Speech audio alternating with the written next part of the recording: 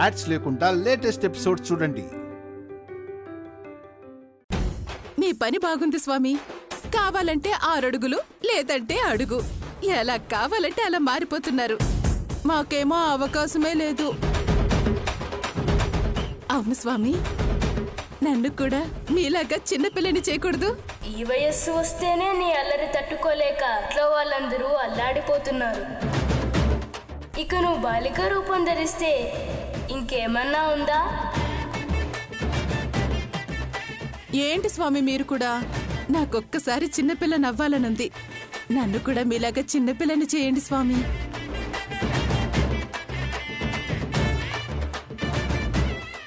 అలా కుదరదు బాలిక. మేమంటే దేవుళ్ళం. ఎలా కావాలన్నా రూపం మార్చుకునే వరం మాకు పుట్టుకతోనే వస్తుంది. మీకు వరాలు వచ్చేసరే, మీరు నాకు వరాలివ్వరా ఏంటి?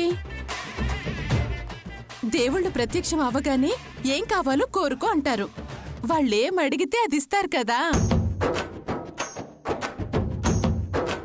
కానీ మీరొచ్చిన దగ్గర నుంచి నన్ను అడిగింది లేదు, నాకు ఇచ్చింది లేదు. కనీసం నా అంతటి నేను అడిగితే కూడా ఇవ్వట్లే స్వామి. అసలు దేవుళ్ళు ప్రత్యక్షం అవ్వగానే అడిగింది ఇస్తారని నీకు చెప్పిందెవరు బాలిక? మీరలా బాలిక బాలిక అనొద్దు స్వామి. నువ్వే బాల వినాయకుడివి, నన్ను పట్టుకుని బాలిక అంటావేంటి? నా వయస్సు కొన్ని యుగాలు, మరి నీ వయస్సు? ఈ లోకంలో ప్రాణులన్నీ నాకు బిడ్డలతో సమానం. అందుకే నేను అందర్నీ బాలిక బాలక అని పిలుస్తుంటాను. ఇప్పుడేంటి స్వామి, నన్ను మీలా చిన్నపిల్లని చేయడం కుదరదా? అలా కుదరదు బాలిక. ఎందుకు కుదరదు స్వామి? ఎన్ని సినిమాల్లో చూడలేదు? చిన్నపిల్ల కావాలంటే చిన్నపిల్లని చేస్తారు, పాము కావాలంటే పాములా చేస్తారు, కప్ప కావాలంటే కప్పలా చేస్తారు. అలా నన్ను కూడా చేయొచ్చు కదా స్వామి. పోనీ నిన్ను కప్పని చేయనా మరి?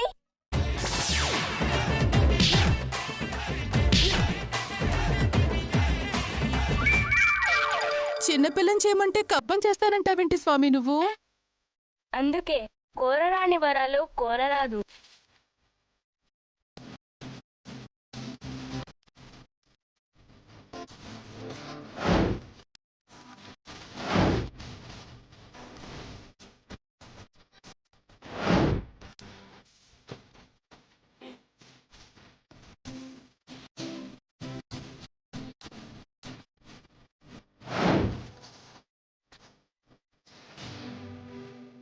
చూడు బాలిక, నువ్వు ఒక్కదానివే చేస్తే ఏం లాభం చెప్పు? పూజా ఫలితం దక్కాలంటే ఒంటరిగా కాదు, అందరితో కలిసి చేసుకో.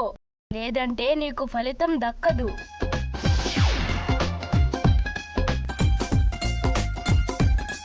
పూజా ఫలమంతా వాళ్ళకే దక్కుతుంది.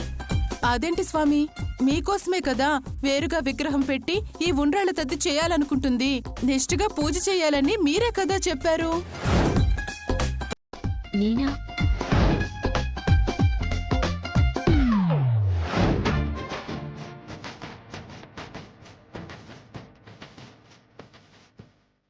నిష్ఠగా పూజ చేయమన్నాను గాని ఒంటరిగా కాదు. 10 మందితో కలిసి ఉండాలి. 10 మందితో కలిసి పూజ చేయాలి. అందరితో కలిసి నాకు నైవేద్యాలు సమర్పించాలి. నువ్వు ఒక్కదానివే పూజ చేస్తే నువ్వు తప్ప నీ పక్కన పతి కూడా రాడు. అందుకే నా మాట విని వాళ్ళతో కలిసుండు.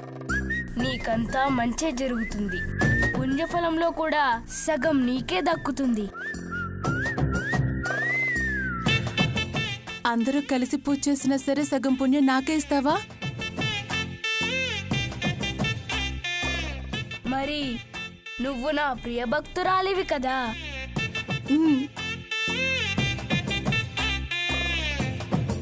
ఇందాకటి నుంచి ముద్దు ముద్దుగా బొద్దు బొద్దుగా భలే ఉన్నావు స్వామి. మిమ్మల్ని ఒక్కసారి ఎత్తుకునే భాగ్యం నాకు కరుణించండి స్వామి.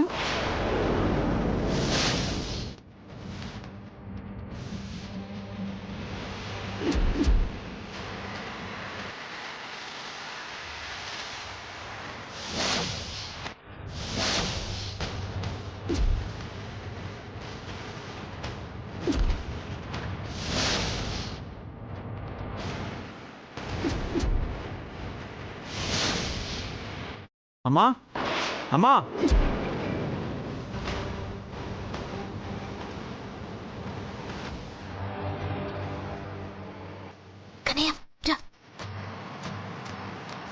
అమ్మా అమ్మా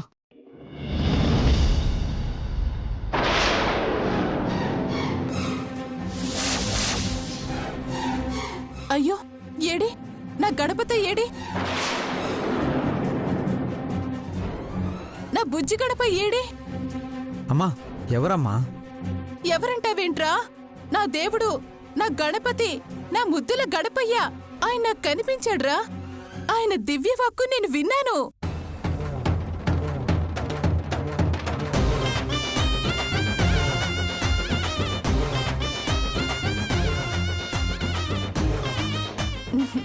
నీకేం అర్థం కాదులేరా అది కాదం ఆఫీసర్ వెళ్దామా వెళ్ళి విగ్రహం తీసుకురావాలి కదా అత్తయ్య పదండి మీరు కూడా విగ్రహం తీసుకోవాలన్నారుగా కనయ్య నువ్వు ఆడుకో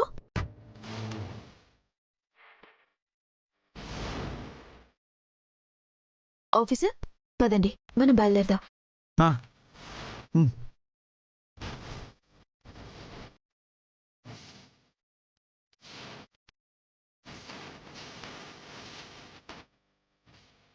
నా మాట విని వాళ్ళతో కలిసిండు నీకంతా మంచే జరుగుతుంది పుణ్యఫలంలో కూడా సగం నీకే దక్కుతుంది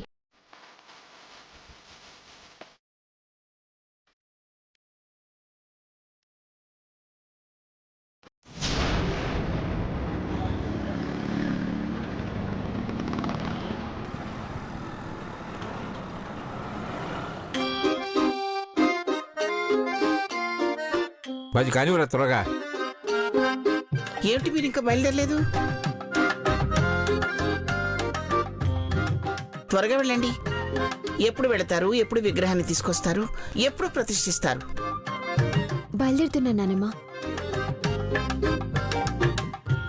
మీరు ఇక్కడ అన్నీ రెడీ చేసుకోండి, వెంటనే వచ్చేస్తాం కదా. అన్నీ సిద్ధంగా ఉన్నాయి. మీరు విగ్రహం తీసుకురావడమే ఆలస్యం. వెళ్ళండి వెళ్ళండి.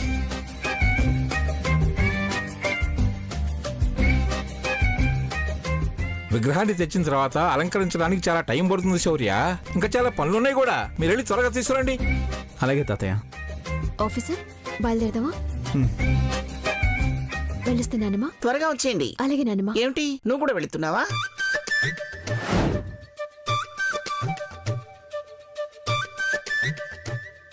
బయలుదేరకుండా ఎలా ఉంటుంది అత్తయ్య? తను ఒకటి అనుకున్నాక చేయకుండా ఉంటుందా ఏంటి? వదినా వెళ్దామా? ఎక్కడికే వెళ్ళేది?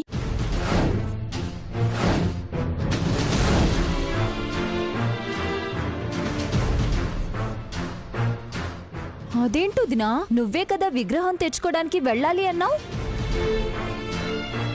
ఉండేదే 10 మందిమి. ఒకే ఇంట్లో 2 విగ్రహాలు పెడితే ఏం బాగుంటుంది చెప్పు?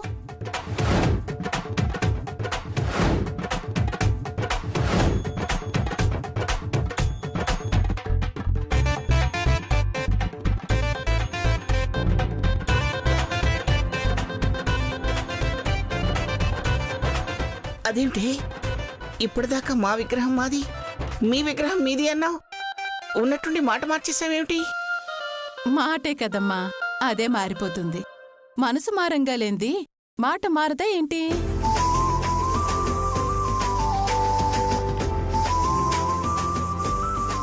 అయినా మీ పూజొకటి మా పూజొకటి అంటావేంటమ్మా? ఏదో నా పిచ్చితో అలా అనేశాను కాని నేను ప్రత్యేకంగా విగ్రహం పెట్టడమేంటి? ఈ ఇల్లు మనది, అందరూ మనవాళ్లే.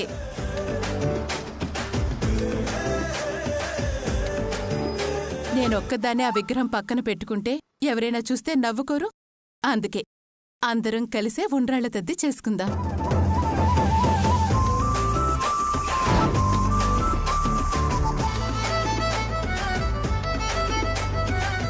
సౌర్య పద నాన్న, విగ్రహంతో పాటు పూజకు కావలసినవన్నీ తెచ్చుకుందాం. అంటే ఇప్పుడు వినాయకుడు ఒక్కడే అంతే కదా అత్తయ్య? ఇందాకన్నమాట మర్చిపోమని చెప్తున్నాను కదా. ఒకే ఇంట్లో ఇద్దరు వినాయకుల్ని ఎదురెదురుగా పెడితే వినాయకుడు కూడా బాధపడతాడు. అందుకే ఒక్కడే వినాయకుడు. అందరం కలిసి ఉండ్రాళ్ల తద్ది చేసుకుందాం.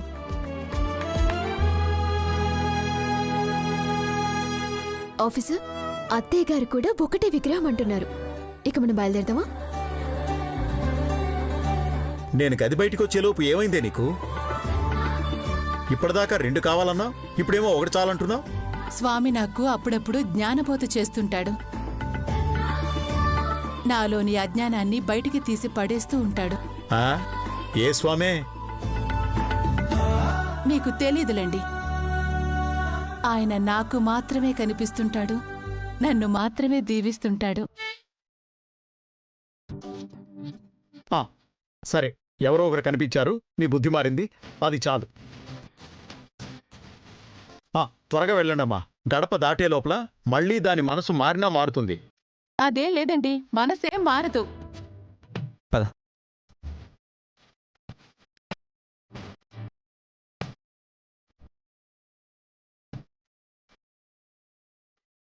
ఇంట్లో అందరూ ఒక ఎత్తు, దమయంతి ఒక్కటే ఒక ఎత్తు.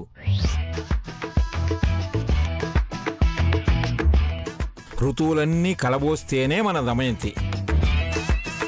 1 గంటలో ఎండాకాలం అవుతుంది, మరో గంటలో వానాకాలం అవుతుంది, ఇంకో గంటలో చలికాలం కూడా అవుతుంది. ఏమోలేండి, మళ్ళీ 2వ వినాయకుడు తెచ్చిపెట్టి ఎక్కడ గొడవ చేస్తుందోనని భయపడిపోయాను. ఇప్పుడు ఆ బాధ తప్పింది.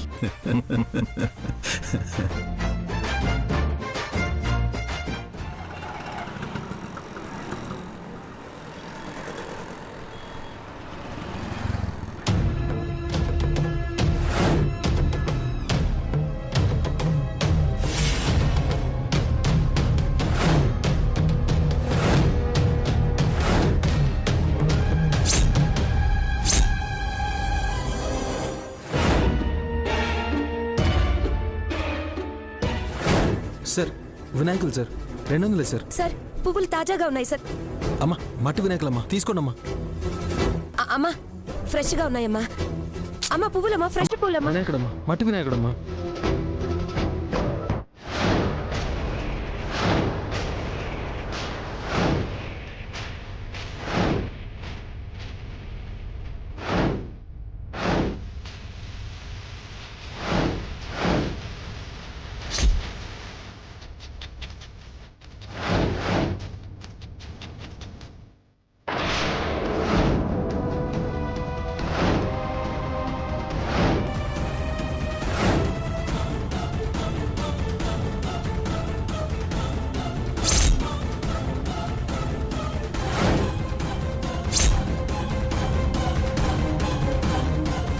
రే, పొద్దునే లేచి ఈ దరిద్రపు మొహాల్ని చూశాను.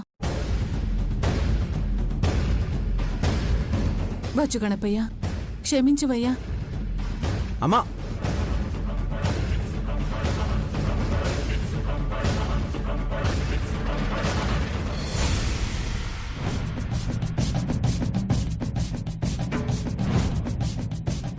ఏంటి?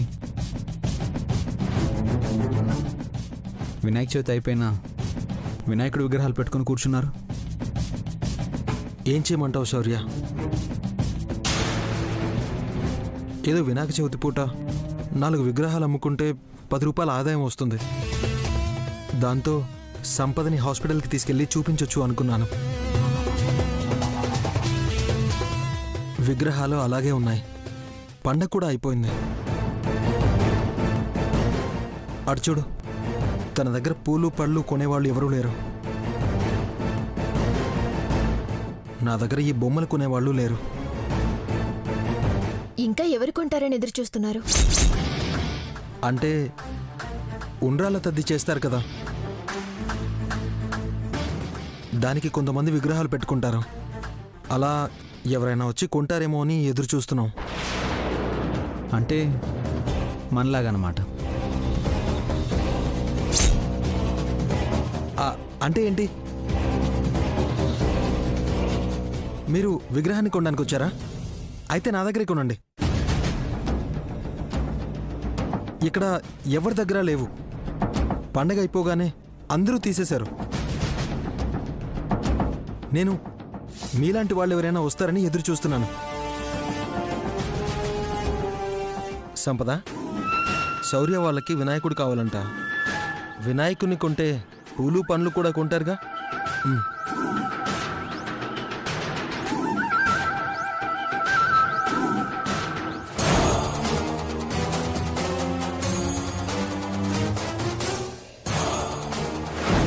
అన్నట్టు శౌర్య, చెప్పడం మర్చిపోయాను. అనుపమమ్మ ఇంటికి రమ్మని పిలిచింది.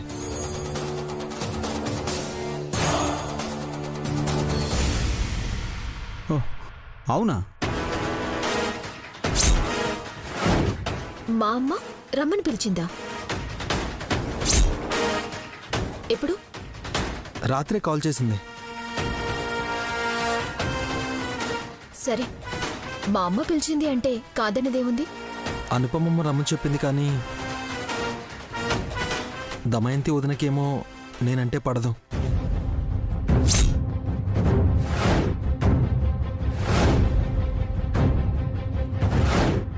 మీకు కూడా సంపద నేను అంటే ఇంకా కోపం తగ్గుండదు. అందుకే అనుపమమ్మ చెప్పినా రావడానికి ధైర్యం చాలట్లేదు. చూడు సిద్ధు, మాకిష్టం ఉన్నా లేకపోయినా మా అమ్మ మాటని గౌరవిస్తాం. అమ్మ రమ్మని చెప్పింది కదా, రండి, ఏం కాదు.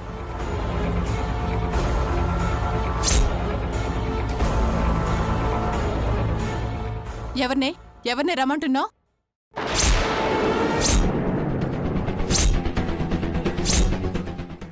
అది అమ్మా, తనేదో అంటే నువ్వేదో అంటావు. ఇదిగో, ఎలాగో విగ్రహం కొనాలి అన్నావుగా, రా తీసుకో. ఇక్కడ కాకపోతే ఇంకెక్కడ దొరకవు.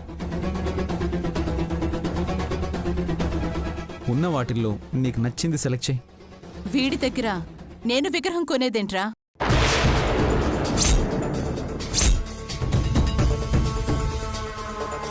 ఎక్కడా లేనప్పుడు ఎక్కడో ఒక చోట కొనాలి కదా. అది సిద్ధు దగ్గర అయితేనే, ఇంకో దగ్గర అయితేనే.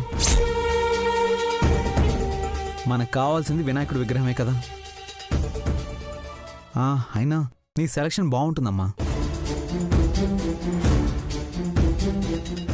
అవునత్తయ్య, మీరు సెలెక్ట్ చేశారంటే వీధి వీధి అలా తొంగి చూస్తారు.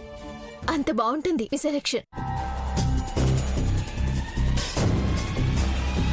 సర్లే, కాకపోతే వీడి దగ్గర కాదు.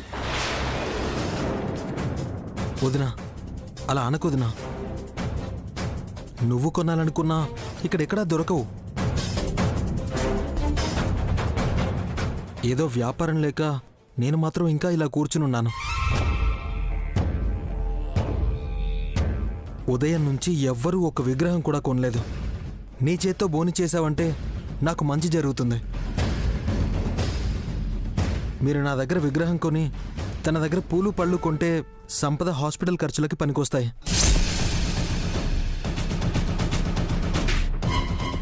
అవునత్తయ్య, కొనండి. మీ సెలెక్షన్ చాలా బాగుంటుంది. మీ చేత్తోనే బోని చేయండి. మనకు కావాల్సింది వినాయకుడు. వాళ్లతో మనకి పనే ఉందిలే.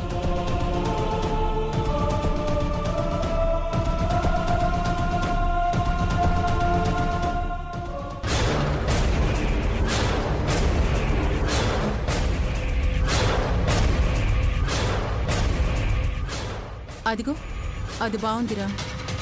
అదా? నేను చెప్పానా అమ్మ సెలక్షన్ చాలా బాగుంటుందని. ఉన్న వాటిల్లో మంచి విగ్రహం అదే. అవునత్తయ్య, చాలా బాగుంది. ఏమైనా మీ సెలెక్షనే సెలెక్షన్.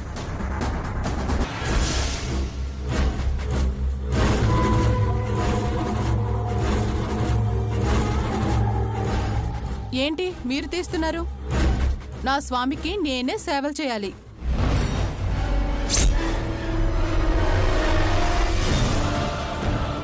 ఇది నా బాలగణేశుడి ఆజ్ఞ.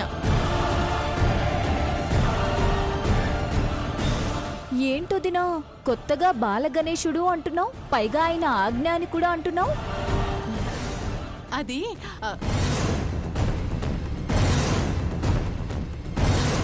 చెప్పొద్దునా?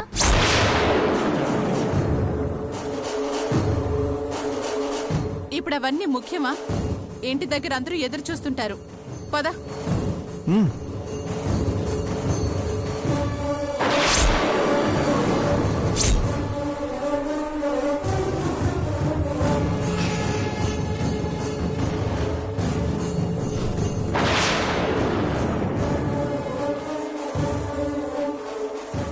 తీసుకో. Thank you Shaurya.